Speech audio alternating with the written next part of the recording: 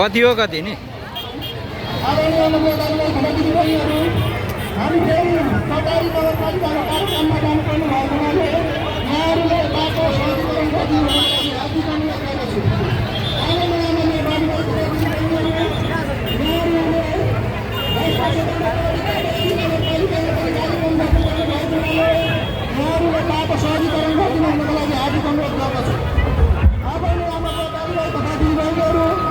राष्ट्रिय स्वतन्त्र पार्टीको कार्यक्रम कटारी नगरपालिकामा भएको हुनाले